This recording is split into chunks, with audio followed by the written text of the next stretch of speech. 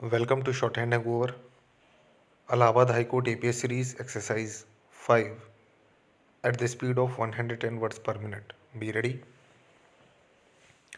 Start.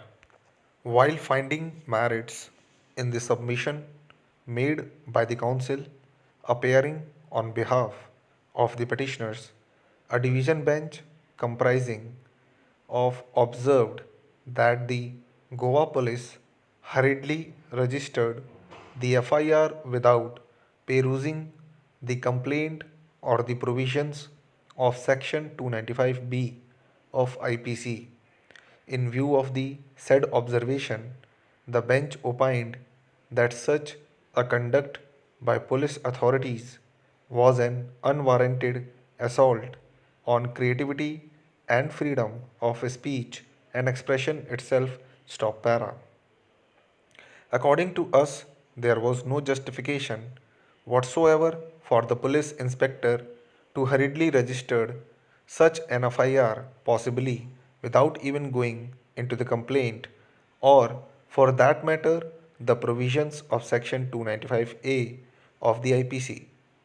The police authorities are expected to be quite sensitive in such matters because what is at stake is the freedom of speech and expression.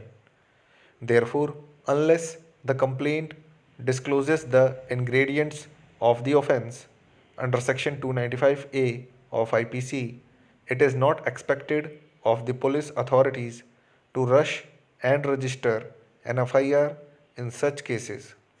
In any case, there was no justification whatsoever to call some of the petitioners to the police station and require them to apologize or to arrest some of the petitioners. No sooner the FIR was registered. Stop para. The criminal machinery ought not to have been set into motion based upon such a complaint.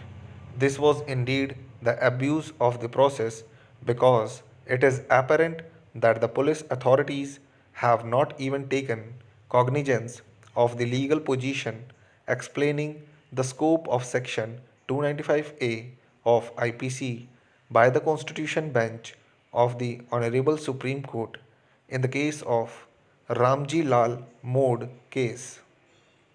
In the present case, the respondent has precisely chosen to take a sentence here and a sentence there, or rather, a word here and a word there, and on such basis filed a vague complaint which does not even spell out the basic ingredients of Section 295A of IPC. Besides, the police authorities have completely ignored the dictum of the Honorable Supreme Court, which provides that the effect of the words must be judged from the standards of reasonable, strong minded, firm, and courageous men, and not those of weak and vacillating minds, nor of those who scent danger in every hostile point of view. Stop para. No arrest can be made routinely on a mere allegation of commission of an offense made against a person. It would be prudent for a police officer, in the interest of protection of the constitutional rights of a citizen, and perhaps in his own interest, that no arrest should be made without a reasonable satisfaction reached after some investigation as to the genuineness and bona fides of a complaint, and a reasonable belief both as to the person's complicity and even to the need to effect an arrest. Denying a person of his liberty is a serious matter. The recommendations of the Police Commission merely reflect the constitutional concomitants of the fundamental right to personal liberty and freedom. A person is not liable to arrest merely on the suspicion of complicity in an offense.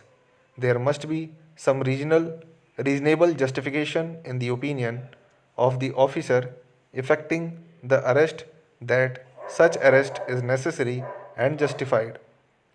Except in heinous offences, an arrest must be avoided if a police officer issues notice to a person to attend the station house and not to leave the station without permission would do.